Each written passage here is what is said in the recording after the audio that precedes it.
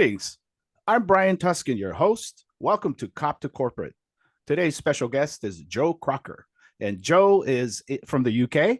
And I started following him on LinkedIn, and he has an incredible website, and he posts about really law enforcement transition. So I wanted to get a more international flavor, since Cop to Corporate is really US centric, and all the terms that we use makes no sense to anyone outside of the US. So I wanted to bring Joe from over the pond to get his thoughts. One, find out what did he do in the law enforcement, and then what propelled him to going to the private sector. So without further ado, Joe Crocker. So I joined Avon and Somerset Police, which is in the southwest of the country, so quite rural, but we've got some of the top 10 busiest, I suppose, metropolitan areas in the country. Did a bit of response policing, did a bit of vice work, like drugs work or narcotics work, I guess you guys would call it. And from a really early stage, took an interest in the digital aspects of it. So open source intelligence, it was really the start of kind of phone forensics that I got involved in, and using that in a mainstream kind of way when it stopped being quite such a kind of exclusive tactic. So did a bit of that got me into CID, that got me into investigations, which led to some other stuff. And in the end, we specialized in cybercrime and digital investigations, which led to me going to the Metropolitan Police, which I suppose people are more familiar with, doing a project in improving counterterrorism investigations using cybercrime techniques. And I guess that's probably where my career sort of topped out. And that's what led to me leaving. You put a lot on the line by retiring or just leaving mid-career. So what was your story?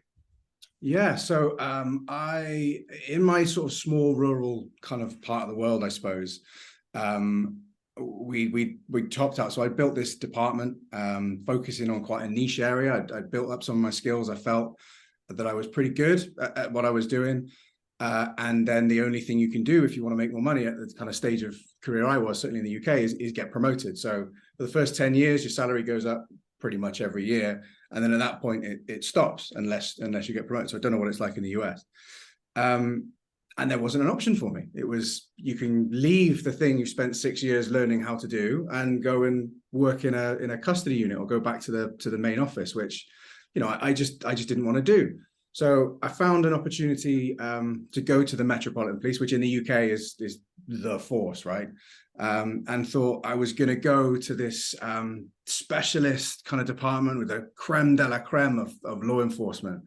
And I got put on a project which, was well-intentioned, but was using lots of private sector contractors, and loads of money was being spent on it. And I just remember being quite underwhelmed. I just thought, like, well, if this is as good as it gets, as this is the best it can be, then I need to do something else. And it was a real, and it's not to be negative about the colleagues that I work with there, because the colleagues I was working with were great, but the project and the politics and I just felt so far away from being a police officer that I guess the jump sort of narrowed for me. I was like, I am working with people from companies like IBM, like Deloitte, and kind of doing the same job anyway, and except they're getting paid 3 times what I was getting paid. And to be honest, I just didn't feel like I was doing anything or making a difference. And I didn't want to wait around 20 years feeling like I was doing a job I didn't want to do anymore. And that's what led to it, really. So Joe, you were working with these large companies, and it's really interesting for you. And you say, hey, I think I could do this. Did you talk to anyone from those companies to get an idea of what that role would be and how to transition out? Yeah, kind of. So I spoke to lots of project people. I remember getting a coaching session in agile web development, which is something I'd never really heard of, and liked it. But it was by chance, really. I went to visit a company that was providing cybercrime training, for want of a better word, or digital training, and we thought we were going to use that company to help upskill investigators over here. And they were based in my hometown, so I was like, yeah, I'll go as an excuse to go home. I was blown away by what they did. It was just a private little boardroom, and they gave me a presentation of the project and the products they were building. I remember thinking that I would love to be involved in that. That would, I want to buy it. I want to give it to everybody. I want everybody to be part of it. But imagine working for this company. And, as it turned out, they were advertising. And because of how well that meeting had gone, I looked at the job opportunity and thought, I could do that. And put a CV in, and the rest is history, really. But yeah, it was definitely chance, I suppose. Just chance, really. Well, I think it's the old adage where opportunity, preparation, meeting at the crossroads, creating your own luck, and you were prepared and ready to go. Now, do you have a family? Did you have to work this out to ensure that any impacts, leaving a really solid career in law enforcement where it's a government, you have pensions? Yeah. How did that work out? So it was my career is my career is messy, but my family is messier. So I had a few difficult kind of situations. I was in the middle of a bit of a transition anyway, and so I'd previously been looking at doing undercover work, which was lots of time away. So in truth, it was kind of a transformative time for me anyway. So it was kind of good. But I do remember thinking about the pension and the security and more the effort that I'd sunk into the career I'd done so far, and thinking that kind of leaving all that behind was a waste. Do you know what I mean? Like I'd spent, this stuff that I knew about kind of cybercrime and digital investigations and legislation and custody that was going to be no use to me anymore at all. The exams I'd studied for and all this kind of stuff. Just wondering whether or not that was a good idea. And then the pension is the thing that everybody always says, like, oh, you can't leave the pension. And I just remember thinking, I'm 30 years old. Like I'm not going to be, I'm not going to stop myself from doing these things that I'm excited about doing, even if it's a bit of a reckless kind of financial move, I suppose. So, there wasn't much by way of kind of putting things in place. I managed to secure the same kind of salary that I was on anyway, which was helpful. So I thought about it, but if anything, I was on the reckless side of it, thinking this is something I want to do, and I'm too young to not do that because of the last 10 years, I guess. Well, Joe, very similar to my situation. The risk jumping from a really good police career into the unknown in the private sector.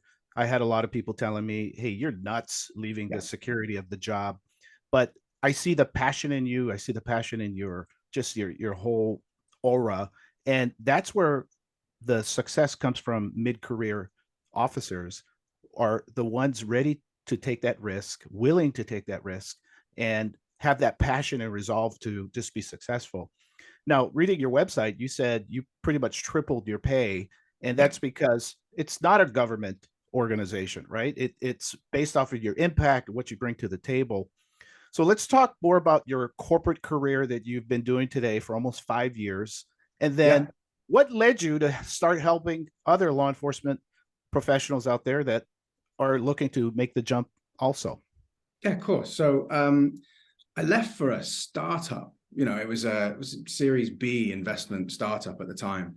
And I didn't care. Like, well, no, that's not true. I thought about it and was like, wow, like if this fails, which was never even a possibility, then I was in real kind of trouble. I assumed maybe I could go back, and that was always kind of the safety net, that they maybe would have me back and I'd go back into policing in some way. But it was kind of worth the risk. And like I said, I left for the same salary that I was on. I figured, well, my salary is public anyway. So in the interview, I can say, this is what I'm on. And so long as I can pay the same bills, I'm happy to go. And I joined to write content, actually. I joined to kind of help them explain what cybersecurity issues were to businesses and how to defend themselves and that kind of stuff. And I was terrible at it. And I remember thinking I was really well trained in cybercrime. And then I learned very quickly that is not the same as corporate cybersecurity. And all of the kind of certs and courses I've been on were useless. And I was being surrounded by, students and graduates who just blew me out of the water. And I realized that for the first time, for 6 years, I'd been the cyber guy. And all of a sudden I was not that. And it took a really long time. Like that loss of identity for me was really difficult. And I remember thinking I was about 4 months in, and if they'd have picked up the phone and said, do you want to come back? I'd have gone, like, no question, because I was that uncomfortable. And then shortly after that, the people that I was working with started coming to me saying, Oh, it was really good the way you handled that, and having these difficult conversations with people, or being direct, or taking notes was something that somebody pointed out. I was like, why did you take notes? And then these notes became useful, and then other people started taking notes, and just stuff like this stuff that when you say you're going to do something, you get it done, and it takes a little while for people to see that you do that. But once they learn that you do, they're like, oh, this is amazing. And people used to put their hands up to do work and then just forget about it. And you think, you can't do that in the police. It's just not okay. And it was these skills, I suppose, that somebody said to me, hey, do you fancy being a product manager? And I didn't know what that was. And I said, okay. And I was surrounded by this fantastic group of engineers and designers and UX researchers. And I remember sitting in a room with them and saying, I have no idea what I'm doing, but, I will take responsibility for all of the decisions. I'll do, anything I need to make this work. And they were fantastic. And they gave me a real crash course in product management. And the people we were targeting suited me perfectly. It was kind of crisis management and risk management and incident response stuff. And we made a really good product, and it was really successful and went really well. And after about 2 years of doing that, I started to kind of get this imposter syndrome thing, thinking like, well, was that me, or was that the idea that kind of I sort of helped shape? Was that the team I was with? And what happens if I lose this job? So I put myself out there for another one to sort of prove to myself that I could do it, and got that. And like I said, in the space of 2-3 years, the salary went from, the same I was on to pretty much 3 times what I was getting paid, without really thinking about it, which is madness, really. Well, Joe, I think what you're articulating right now is going to help the officers out there that are deathly scared of leaving, because as police and law enforcement, you have a specific way of doing things. You're completely outside of your comfort zone, which is the only way you're going to learn and grow, though. And if you're able to handle that, you're going to be highly successful, such as you are. And tell me about that imposter syndrome, and also when you were scared of not knowing what to do, but did the people around you look at it as, well, let's just show you how to do it? And then any transferable skills that you learned as a cop, because it sounds like taking notes, executing, doing what you say is a thing you learn in cops. It's just natural. In private sector, it's a little more nuanced. So tell me, how did that help you? Yeah, and this is what I try and say to people, is that if I were to ask you what you think your transferable skills are, you would say something other than what your actual transferable skills really are, right? You would think, you just don't see it. You can't see it because you've not really been on the other side. You don't know the things that you take for granted, that we just expect of cops, how valuable they are outside of it. And I always say to people, like, when I did this experiment, I can't remember why, but I looked at the Association of Project Management website, and how they defined the role profile of a project manager. And I compared that with what the College of Policing, which is like UK policing body, have for a police constable, like the lowest entry level rank. And it's not far off identical. Like, it's basically the same sort of skills that they ask for. And I say to people, like, I look at the product management job and, managing stakeholders, and people go, I've never done that. You think, well, in any of the investigations you've done, you would have dealt with victims, witnesses, lawyers, CPS, managers, senior managers in some cases, the media. Like, this is more than you're going to deal in any kind of corporate project, and you're responsible for it on your own, completely on your own. You're managing all this, and you've got supervisors who'll shout at you if you go over kind of time. But essentially, it's the same job, except the one you're doing now is probably harder in most cases. And I guess that it's that is where the transferable skills, and it's the stuff you do every day. And the fact that if things aren't happening, you pick up the phone, or you go to someone's house and knock on the door and progress it, or you go to the desk of the person who's getting in your way and saying, hey, what's going on? And you can unblock things, you make things happen. And that generates momentum, and that generates support from teams who've been stuck kind of wishing somebody would do something for a really long time.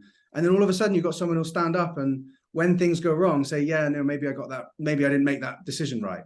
But they don't hide away. They don't try and say somebody else made me do it, or it's not my fault. They just go, yeah, okay, my bad. Let's go again.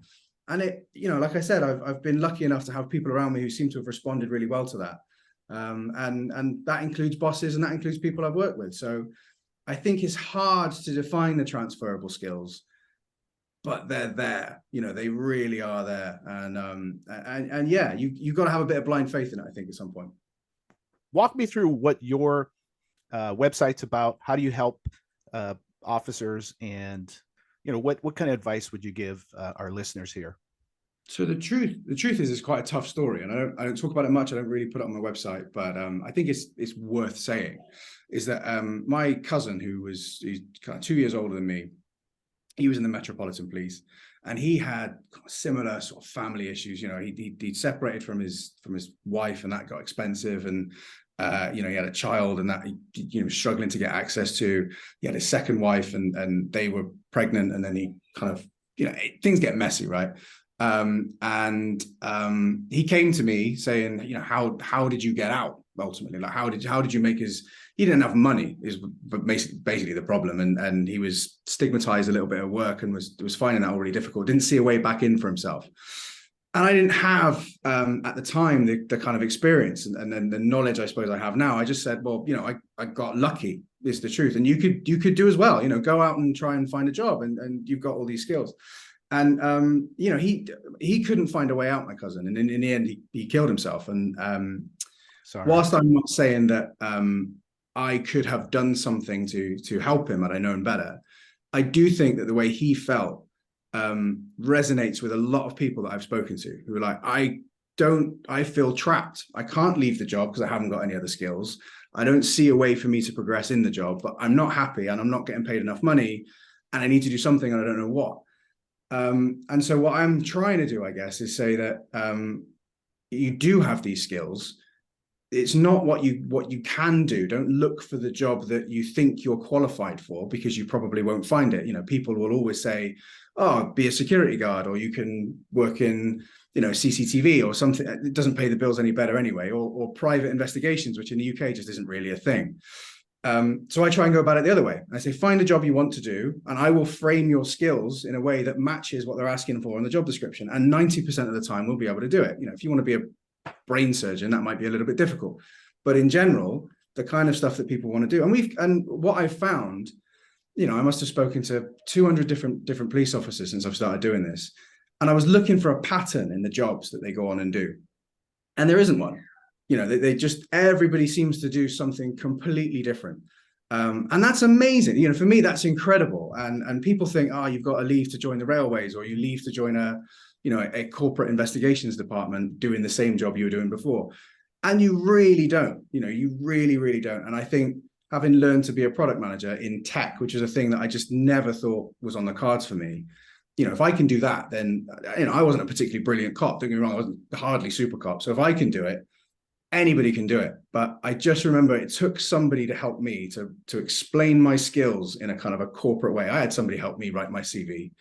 And it was that was a real light switch moment. I was like, oh, I can see how this relates. And, my first CV was no good. Don't get me wrong, but it was enough to get me through the door. And that's all it really needs to be. So yeah, that's what I do. Is very much on the side. I just, if you've got a job that you're looking to apply for, come and speak to me. Let's have a look at it together, and let's see if we can make the kind of common tweaks to your CV that we normally would do, to make sure that you get an interview. And I can't guarantee it, but we're getting pretty good at it now. And as far as the global nature of it goes, I've had people from Singapore, Australia, US, Canada, all over the place just say, hey, do you help us? And I'm conscious to say yes, because sometimes I don't get the nuance, either in the job market or in the job that they do. But I'm learning very quickly that actually it's broadly pretty similar. Like, a good CV is a good CV. It doesn't really resume. I've learned that's the difference I've learned. In the UK, it's a CV, US resume. Sorry. And yeah, and then you learn that there's a few differences, but in the end, you have a conversation with someone, and the trick is to try and get them to see it differently. So in the police, we focus on one job. When you want to evidence how good you are, you say, oh, I went to this one big incident, I handled this one big thing. And you talk about all the little things that you did. And with a resume, zoom right out. And some people get really surprised when I say, how many jobs how many investigations have you managed in the last 3 years? And they go, I don't know, like 250. I said, did you complete every one of them? Did every single one of them get to some sort of resolution? They go, yeah. I go, cool. That's 250 jobs over the course of 2 years, or cases, or projects, whatever you want to call them. 100% completion rate. How many stakeholders did you manage in that? Oh, I don't know, 15 to 25. Bang, right? What kind of budget were you dealing with? And this stuff just falls out of people when you start asking them in a different way. And you think you are demonstrating there that you are capable of doing what these people are asking you to do to a very high standard. You just have never been taught to see it that way. So yeah, that's what I try and do. Joe, thank you for sharing that story about your cousin. I'm very sorry to hear about that, but I do feel what we're doing here to pay it forward and give back to the law enforcement community is to let officers know there is light at the end of the tunnel. You can find life after law enforcement. And so I commend you for what you're doing. And I'll put up your website here for anyone interested in seeing what Joe is posting. And also follow Joe on LinkedIn. He has a really nice style. It's thought provoking, right? He'll throw questions up there, like to think about, what are your skill sets? What are you looking for?